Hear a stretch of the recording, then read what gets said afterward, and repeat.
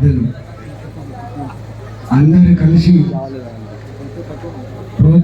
వెంకటేశ్వర నాయకత్వంలో స్వామి వివేకానంద విగ్రహాన్ని ఆవిష్కరించిన సందర్భంగా మీ అందరికీ శుభాకాంక్షలు. ఈ కార్యక్రమానికి అధ్యక్షమైనటువంటి జిల్లా పార్టీ అధ్యక్షులు వీరబ్రహ్మచారి గారు, గౌరవనీయులు మాజీ మంత్రివర్యులు భారతీయ జనతా పార్టీ జాతీయ ఉపాధ్యక్షులు డికే అర్ర గారు, పెద్దలు వెంకటేశ్వర మల్లీశ్వరుడు, నేను ప్రతిష్ఠించుకున్న విగ్రహం మామూలు విగ్రహం కాదు. వివేకానందుడు భారతదేశ ఔన్నత్యాన్ని, భారతదేశ చరిత్రని, భారతదేశ యొక్క గొప్పతనాన్ని ప్రపంచ చిత్రపటం మీద ఆవిష్కరించినటువంటి మహనీయుడు వివేకానందుడు, ఆనాటి నరేంద్రుడు.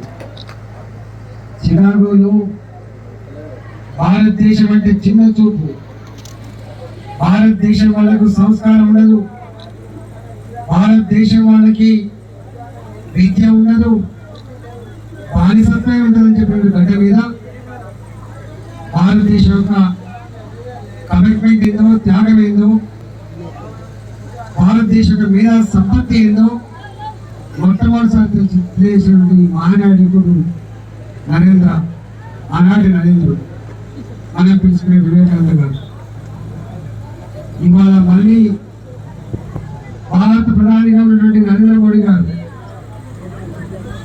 ప్రపంచ చిత్రపటం మీద భారతదేశ యొక్క గౌరవాన్ని, భారతదేశ యొక్క ఔన్నత్యాన్ని మరోసారి చాటి చెప్తున్నటువంటి మహనీయుడు మన ప్రధానమంత్రి నరేంద్ర మోడీ గారి విషయం మనం మర్చిపోయింది. ఇవాళ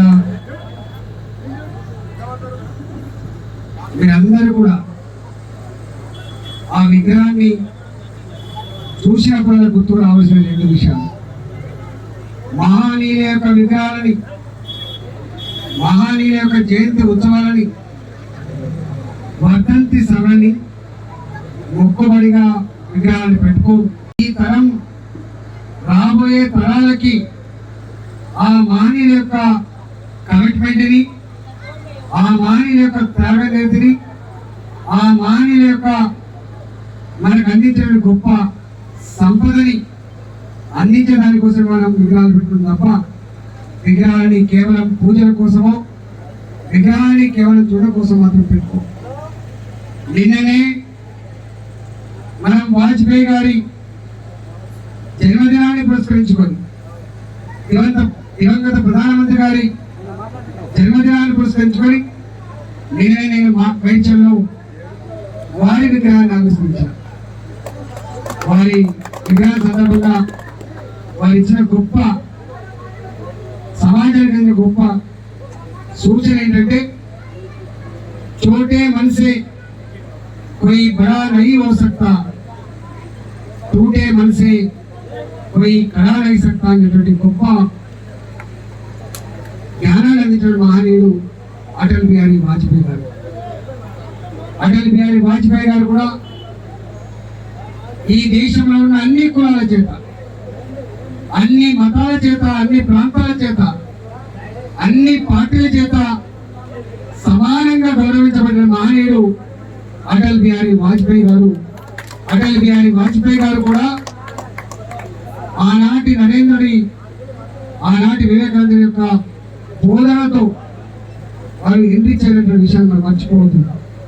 ఇవాళ మన నరేంద్ర మోడీ గారు కూడా వివేకానంద యొక్క ఆశయాలు, ఆలోచన విధానం, వారిచ్చిన స్ఫూర్తిని గుండెల్లో నింపుకొని ముందుకు పోతున్నాడు. కాబట్టి ఇవాళ మళ్ళీ మన దేశం యొక్క ఔన్నత్యం మీద, ప్రపంచంతో మన మీద పెరుగుతుందనే విషయాన్ని మనం మర్చిపోవద్దు.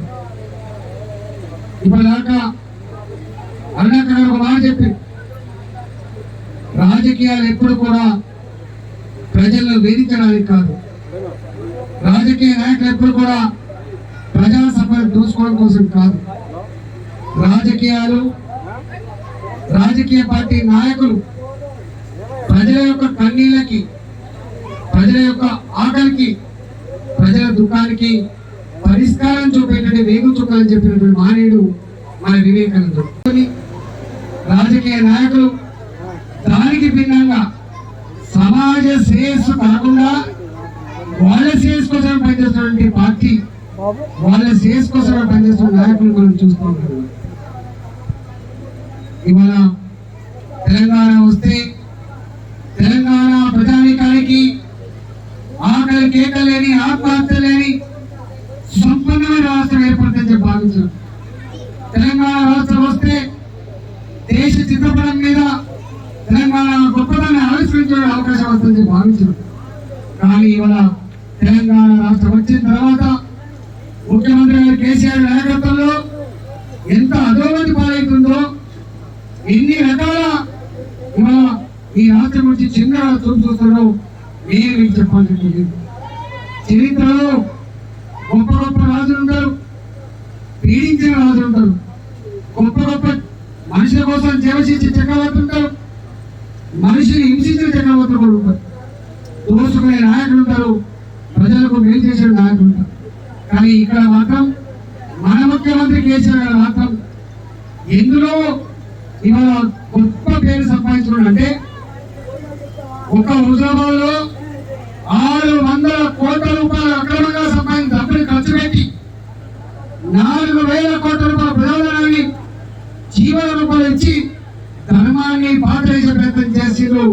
ఇవాళ ఆ కేసీఆర్ గారికి హుజరాబాద్ ప్రజానికం గుణపాఠం చెప్పి చెంప చెలుమనిపించి తెలంగాణ గడ్డ మీద ఈ డబ్బుకు స్థానం లేదు, తెలంగాణ గడ్డ మీద ఈ దొంగ జీవాలకు స్థానం లేదు, తెలంగాణ గడ్డ మీద ఆత్మగౌరవానికే గుర్తింపు ఉంటుంది, రేషన్ గడ్డ తెలంగాణ గడ్డ అని చెప్పి మరోసారి ఆవిష్కరించింది హుజరాబాద్. హుజరాబాద్ లో ఇంతమంది అన్నట్లు చెప్పింది. వారు అప్పుడప్పుడు హుజరాబాద్కి వచ్చి సభలలో ఉపన్యాసాలు ఇచ్చి మళ్ళీ ఊళ్ళో వచ్చినప్పుడు ప్రతి గ్రామం, ప్రతి ఇల్లు కూడా ఉత్కంఠ అడిగింది. కేసీఆర్ మాయ మరాఠీ, కేసీఆర్ తిమ్మిని బొమ్మ చేస్తారు, కేసీఆర్ ఏమైనా చేసి ధర్మాన్ని వడగొట్టే ప్రయత్నం చేస్తారు కావచ్చు, మా ఉద్యమాల సాధ్యమైనటువంటి ఈటలను కానీ ఉడగొట్టే ప్రయత్నం చేస్తారు కావచ్చు. ఇప్పటికే శబరం చేసిండు, ఈటలైనటువంటి ముఖం అసెంబ్లీలో కనపడకూడదని చెప్పి హుకుం జారీ చేసి 13 మంది మంత్రులు, 10ల సంఖ్యలో ఎమ్మెల్సీలు, 10ల సంఖ్యలో ఎమ్మెల్యేలు, 100ల సంఖ్యలో మేయర్లు కావచ్చు, మున్సిపల్ చైర్మన్లు కావచ్చు, జిల్లా కేసీఆర్ గారు మాట్లాడటంలో మాట్లాడితే విమర్శిస్తున్నారని చెప్పి, మాట్లాడటంలో మాట్లాడితే వాళ్ళ గులాములు, వాళ్ళ బానిసలు మా మీద విచ్చుపడతా ఉన్నారు. ఇవాళ ఒక హుజరాబాద్ తీర్పు వచ్చిన తర్వాత కేసీఆర్ గారు ఎట్లా మారిందో, ఏం మాట్లాడుతుండో నేను మీకు చెప్పాలని చెప్పింది. నేను హుజరాబాద్ చెప్పిన, ఇక్కడ గెలిస్తే నేను గెలిచినట్టు కావచ్చుమా, ఇక్కడ గెలిస్తే ఒక జెండా గెలిచినట్టు కావచ్చుమా, ఇక్కడ గెలిస్తే 4 కోట్ల తెలంగాణ ఆత్మగౌరవం వేస్తామని చెప్పి కేసీఆర్ గారు ఫామ్ హౌస్ గా పరిమితమైండు, కేసీఆర్ గారు ప్రగతి భవన్ గా పరిమితమైండు. ఎన్నో రాజులైనా చక్రవర్తులైనా అప్పుడప్పుడు ప్రజల కష్టాలున్నాయా, సుఖాలున్నాయా మారు వేషంలో వచ్చి తెలుసుకుంటాడని చెప్పి మనం విన్నాం. కానీ ఈ రాజు మాత్రం ఏనాడు కూడా 7.5 సంవత్సరాలు, 8 సంవత్సరాలు గడిచింది, ఒక్కనాడు కూడా నా మహబూబ్ నగర్ ప్రజలు ప్రగతి భవన్ పోయి ముఖ్యమంత్రి గారు నా ఊరికి సమస్య ఉన్నది, నా కుటుంబానికి సమస్య ఉందని చెప్పుకునే భాగ్యం కలగలేదు. ఆనాడు ఏ ముఖ్యమంత్రి అయినా కూడా పొద్దున పుట్టిన ప్రజాదర్బారు పెట్టేది, మళ్ళాంటి వాళ్ళు అక్కడ పోయి సమస్య చెప్పుకునే ఆస్కారం ఉండే. కానీ ప్రగతి భవన్కు మనుషులు పోకుండా ఇనుప కంచెలు పెట్టుకున్నాడు ఆయన. పోలీసు ఇనుప బుట్ట సప్పుల మధ్యన ప్రగతి భవన్ కొనసాగుతుంది తప్ప అక్కడ మాత్రం ప్రజలు కలుసుకునేటువంటి బాధ్యతలు లేకుండే. రెండవది, ఫామ్ హౌస్ వదిలిపెడతాడు ఆయన, ప్రగతి భవన్ వదిలిపెడతాడు ఆయన. అక్కడ కనుక కేసీఆర్ ఓడిపోతే తప్పకుండా కేసీఆర్ భూమిని దిగొస్తాడు, కేసీఆర్ ప్రగతి భవన్ వదిలిపెడతాడు, కేసీఆర్ ఫామ్ హౌస్ వదిలిపెడతాడు, కేసీఆర్ రోడ్ల మీద తీసుకొస్తామని చెప్పారని చెప్పారు.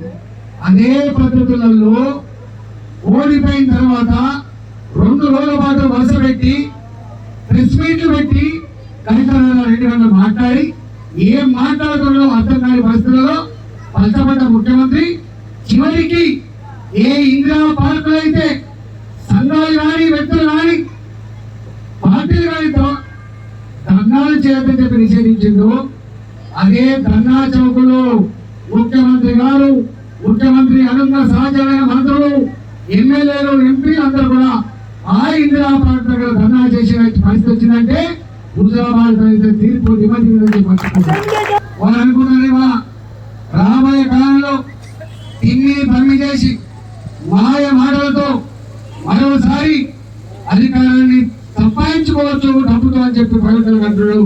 తెలంగాణ గడ్డ మీద దానికి ఆస్కారం లేదు. ఇవాళ వడ్ల పేరిట రైతాంగం యొక్క కళ్ళల్లో ఎట్లా మట్టి కొట్టిందో అది మీకు ఇప్పటికే ప్రతి నిత్యం పేపర్లలో, టీవీలలో, సోషల్ మీడియాలో వస్తూ ఉంది. ఆనాడు అసెంబ్లీలో ఏం చెప్పింది కేసీఆర్ గారు? దేశంలో ధనవంతమైన రైతు తెలంగాణ ఉండాలని చెప్పిండు. దేశంలో ఉచిత కరెంట్ ఇచ్చే రాష్ట్రం తెలంగాణ అని చెప్పిండు. 1,00,000 కోట్లతో ప్రాజెక్టు కట్టి ఇవాళ బీడు భూములుగా మారినటువంటి మా పల్లెలు మలిచినటువంటి మా మహబూబ్ నగర్ పంట పొలాలకు నీళ్ళు ఇచ్చి ధాన్యపు రాశులు పండిస్తానని చెప్పిన ముఖ్యమంత్రి. రైతు బంధించిన రాష్ట్రం తెలంగాణ అని చెప్పిన ముఖ్యమంత్రి. రైతు బంధించినా, కరెంటు ఇచ్చినా, 1,00,000 కోట్లతో ప్రాజెక్టు కట్టినా, పంట పొలాలకు నీళ్ళు ఇచ్చినా ప్రతి కింద కూడా దేశంలో ఎవరు కొనట్లేదు, నేనే కొంటా అని చెప్పినటువంటి ముఖ్యమంత్రి ఇవాళ ఏం మాట్లాడుతున్నాడు కదా? కేంద్ర ప్రభుత్వం వాటిలో కొంటలేదట, కేంద్ర ప్రభుత్వం బియ్యం కొంటలేదట, రైతులారా మీరు వరి పండించగలిగినటువంటి మాట మాట్లాడుతున్నట్టే ముఖ్యమంత్రి గారు ఇవాళ మధ్య తప్పి మాట్లాడుతున్నా, ఆలోచనతో మాట్లాడుతున్నా మనం ఆలోచన చేసుకోండి. ఇదే ముఖ్యమంత్రి గారు రైతు బంధు ఇచ్చిన తర్వాత ఉపన్యాసం ఇచ్చిండు. నేను రైతుల మేలు కోసం పనిచేస్తా, నేను చెప్పింది చేయండి అని చెప్పిండు ముఖ్యమంత్రి గారు. ఏమైనా ముఖ్యమంత్రి గారు ఒక సందర్భంలో పత్తి మాత్రం వేయమని చెప్పిండు ముఖ్యమంత్రి గారు. పత్తి వేసినాం. ఒక సందర్భంలో పంటలో మొక్కజొన్న వేయని చెప్పిండు ముఖ్యమంత్రి గారు. మొక్కజొన్న వేయకుండా వ్యవసాయం చేసుకున్నాం. ఒక సందర్భంలో సన్నబియ్యం పండియమని చెప్పిండు ముఖ్యమంత్రి గారు. సన్నబియ్యమే పండించినాం. కానీ సన్నబియ్యం పండించినారు 50 రూపాయలు కూడా గిట్టలకు ఎక్కువ ఇవ్వకుండా రైతుల కళ్ళలో మట్టి కొట్టిండు సీఎం కేసీఆర్ గారు. ఇవాళ ఏమంటున్నాడు? మొత్తమే వరి వేయదంటున్నాడు మరి ముఖ్యమంత్రి గారు. 100 పొలాలలో వరి కాకుండా మొక్కలు పండితే రైతులారా 100 పొలాలలో సన్ఫ్లవర్ పండుతుందా? 100 పొలాలలో పల్లిగా పండుతుందా? 100 పొలాలలో వరి మాత్రమే పండుతుందని మనం చేస్తాము. ఇవాళ నేను వారి మండలం మరకుకు వచ్చిన ఆ రైతులు ఒక యువకుడు వారి వ్యవసాయ క్షేత్రంలో పనికి పోయి చనిపోతే ఆ కుటుంబాన్ని పరామర్శించడానికి పోయి వచ్చినప్పుడు ఆ రైతుల్ని కానీ ఆ రైతులను అడిగినా మరి రాష్ట్రం అంతా కేసీఆర్ గారు వడ్లు వేయతారు కదా, తన ఫామ్ హౌస్ లో ఏమేసినా చెప్పడితే వారందరూ 150 ఎకరాల వరి పొలం వేసిందని చెప్పారు. అంటే మందికి చెప్పడానికి, రైతులకు చెప్పడానికి ఏమో వరి వేయద్దు, తాను మాత్రం వరి వేస్తుంది కదా. అంటే పూటకొక మాట మాట్లాడి ఇవాళ ఇబ్బంది పడే ప్రయత్నం చేస్తున్నాడు. కానీ ఇప్పటికైనా రైతాంగం, తెలంగాణ రైతులారా ముఖ్యమంత్రి యొక్క నైజమేందో, ముఖ్యమంత్రి యొక్క అబద్ధాలేందో అర్థం చేసుకోవాలని చెప్పి కోరుతా ఉన్నాం. ఈ 7.5 సంవత్సరాల కాలంలో ఒక్క గింజ కూడా ముఖ్యమంత్రి గారు వడ్లు కొనలేదు. ఆ వడ్లు కొన్న మహిళా సంఘానికి ఇచ్చే కమిషన్ కేంద్ర ప్రభుత్వం ఇచ్చింది, బస్తాలు కేంద్ర ప్రభుత్వం ఇచ్చింది, తప్పుడు సుతాలు కేంద్ర ప్రభుత్వం ఇచ్చింది, ట్రాన్స్పోర్ట్ ఛార్జీలు కేంద్ర ప్రభుత్వం ఇచ్చింది. ఆ వడ్లు రైస్ మీద పడితే కూడా బిల్లింగ్ ఛార్జెస్ కేంద్ర ప్రభుత్వం ఇచ్చింది. అవి నిల్వ పెట్టింది FCI కేంద్ర ప్రభుత్వమే. మళ్ళీ ఆ బియ్యాన్ని 3 రూపాయల చొప్పున తెలంగాణకి ఇచ్చింది కూడా కేంద్ర ప్రభుత్వం ఇచ్చి మనం మర్చిపో. నిరుద్యోగ యువకులకి తెలంగాణ వస్తే ఏమొస్తాయని చెప్పాడు? ఉద్యోగాలు వస్తాయని చెప్పాడు. మన ఉద్యోగాలని ఆంధ్ర వల్ల కొలగొట్టబోతుందని చెప్పిండు. ఇవాళ PRC కమిటీ రికమెండ్ చేసింది తెలంగాణలో ఉన్న 5 లక్షల ఉద్యోగాల్లో 2 లక్షల పైచీలు ఎందుకు ఉద్యోగాలు ఖాళీ ఉన్నాయని చెప్పి పిఎల్సీ కమిటీ తేల్చి చెప్పింది. కానీ ధనవంతమైన తెలంగాణలో చదువుకున్న నిరుద్యోగ యువకులకి ఉద్యోగాలు ఇవ్వడానికి చేతులు రావట్లేదు కేసీఆర్ గారికి. ఆ చదువుకున్న యువకుల కళ్ళలో మట్టి కొట్టిండు కేసీఆర్, మట్టి కొట్టిండు కేసీఆర్. చివరికి వాళ్ళు ఎగ్జామ్స్ రావడానికి తల్లి మీద తండ్రి మీద భారం పడకూడదని చెప్పి వాళ్ళ కాళ్ళ మీద నిలబడే శక్తి లేనంత వరకు నేనే నిరుద్యోగ బుద్ధి ఇస్తానని చెప్పి మేనిఫెస్టోలో చెప్పిన వాస్తవం కాదా? 3,016 రూపాయలు ఇస్తాను మరో వాస్తవం కాదా? ఇచ్చినా 3 ఏళ్ళుగా ఇచ్చినా. కానీ కేసీఆర్ గారు ఈ రాష్ట్రం ధనవంతమైందని చెప్తున్నావు కదా, కేసీఆర్ గారు సంపద కుదరని చెప్తున్నావు కదా, మరి సంపద కుదరని ఈ రాష్ట్రంలో నీవు మేనిఫెస్టో భగవద్గీతతో సమానమని చెప్పినావు, మేనిఫెస్టో బైబిల్తో సమానమని చెప్పినావు, మేనిఫెస్టో ఖురాన్తో సమానమని చెప్పినావు, మేనిఫెస్టో మూర్తికి రాసుకొని పడేసే కాగితం ముక్క కాదని చెప్పినావు కేసీఆర్ గారు. మరి అదే మేనిఫెస్టోలో నిరుద్యోగ బుద్ధి ఇస్తా అని చెప్పి వాళ్ళ కళ్ళలో మట్టి కొట్టినందుకు నీకు ఏ శిక్ష వేయాలో చెప్పమని చెప్పబోతున్నా. మొన్నటి మొన్న కేంద్ర ప్రభుత్వం దిష్టిమంతాలు పెట్టించిండు, కేంద్ర ప్రభుత్వం దిష్టిమంతాలు పెట్టించిండు. నరేంద్ర మోడీ గారి సావుడప్పు కొట్టించిండు. సావుడప్పు ఎవరు కొట్టాలి? సావుడప్పు మాట ఇచ్చి తప్పిన వ్యక్తి మీద సావుడప్పు కొట్టాలి. ఇంతకుముందు వారు చెప్పినట్టుగా ఏమిచ్చిందో హామీ, తెలంగాణ పల్లెల్లో పేదవాళ్ళు 70 ఏళ్ళు 80 ఏళ్ళు బతకట్లేదు, 45 ఏళ్ళకే ముఖం మీద ముడతలు వస్తా ఉన్నాయి, 50 ఏళ్ళకే చనిపోతా ఉన్నారని చెప్పి మాట చెప్పింది కేసీఆర్ గారు. 65 సంవత్సరాల వరకు పెన్షన్ కోసం ఎదుర్కొనే లేకుండా 57 సంవత్సరాలు నిండే వాళ్ళకు పెన్షన్ ఇస్తారని చెప్పిన మాట నిజమా కాదా మీరు చెప్పండి. మేనిఫెస్టో రాసిన మాట వాస్తవం కాదా మీరు చెప్పండి. 57 సంవత్సరాలు దేవుడు ఎరుగు, కానీ 65 సంవత్సరాలు నిండే వాళ్ళకు పెన్షన్ రావట్లేదు. భర్తలు చనిపోయిన ఆడపిల్లలకు పెన్షన్ రావట్లేదు. అర్థాంతరంగా యాక్సిడెంట్ గురై సాగు బతుకులలో జీవోత్సవాల్లో బతికినటువంటి వాళ్ళకు పెన్షన్ రావట్లేదు. వాళ్ళ ఒకనాడు పెన్షన్ గ్రామ పంచాయతీ తీర్మానం చేస్తే వచ్చేది, కానీ ఇవాళ పెన్షన్ గ్రామ పంచాయతీ అధికారం లేదు, ఎంఆర్ఓ అధికారం లేదు, కలెక్టర్లకు అధికారం లేదు, మంత్రులకు అధికారం లేదు. ఆ అధికారం కేసీఆర్ మాత్రమే ఉన్నదని చెప్పండి. సొమ్ము మాత్రం కేంద్రమైన రాష్ట్రాల నా దృష్టిలో ప్రజలదే సొమ్ము మాత్రం తప్ప కేసీఆర్ సొమ్ము కాదని విషయం మనకు అర్థం. ఇవాళ అట్లాంటి కేంద్ర ప్రభుత్వం వాళ్ళ అన్న మాట ఏంటంటే ఉప్పుడు బియ్యం అంటే బాయిల్డ్ రైస్ తమిళనాడు కొంటలేదు, కేరళ కొంటలేదు. ఆ 2 రాష్ట్రాల్లో ఉప్పుడు బియ్యం తినడం తక్కువైంది. ఆ తినే బియ్యాన్ని కూడా ఆ రాష్ట్రంలో ఉత్పత్తి చేసుకుంటుంది. వాళ్ళు చెప్పిండ్రు తెలంగాణ రాష్ట్రంలో ఉప్పుడు బియ్యం మాకు అందులో చెప్తే ఉత్తర రాష్ట్రం కేంద్ర ప్రభుత్వం అయ్యా మీరు ఎన్ని వడ్లైనా పండించండి, ఎన్ని బియ్యమైనా మాకు ఇవ్వండి, కానీ ఉప్పుడు బియ్యం మాత్రం మాకు ఇవ్వదని చెప్పింది కేంద్ర ప్రభుత్వం. ఒక 2 సంవత్సరాల కాలం పాటు ఒక 10-15 సార్లు ఉత్తర పద్ధతిలో జరిగినాయి. చివరికి తెలంగాణ సర్కార్ ముఖ్యమంత్రి గారి ఆమోదంతో మేము ఉప్పుడు బియ్యం పెట్టాం, తెల్ల బియ్యం ఇస్తామని చెప్పి ఉత్తర్వులు రాసింది. కానీ ముఖ్యమంత్రి ఏమంటాడు? కేంద్ర ప్రభుత్వం అట కేసీఆర్ మెడ మీద కత్తి పెట్టి ఆ ఉత్తర్వులు రాసుకున్నట్టుగా భావిస్తాడు. ఇవాళ ఈ ముఖ్యమంత్రి నరేంద్ర మోడీ గారి గురించి ఎన్ని మాట్లాడినా మీరు చూసారు, ఈ ముఖ్యమంత్రి అమిత్ షా మీద ఎన్ని మాట్లాడినా మీరు చూసారు. ఈ ముఖ్యమంత్రి అప్పుడు అంటూ ఉంటాడు ప్రపంచంలో ఏ శక్తికి భయపడడు ముఖ్యమంత్రి కేసీఆర్ అని చెప్పింది ఎవరు? కేసీఆర్. కానీ ఇవాళ ఏమంటాడు? నరేంద్ర మోడీ గారి ప్రభుత్వం మెడ మీద కత్తి పెట్టి ఉత్తర్వులు తీసుకొని చెప్పి మాట మాట్లాడుతున్నాడంటే ఆయన వారి తిరిగి పందనా ధైర్యవంతులు అర్థం చేసుకోవాలని చెప్పి ఆలోచిస్తారు. ఒడ్డెక్కదాకా ఓడమల్లప్ప, ఒడ్డెక్కినాక గోడమల్లప్ప.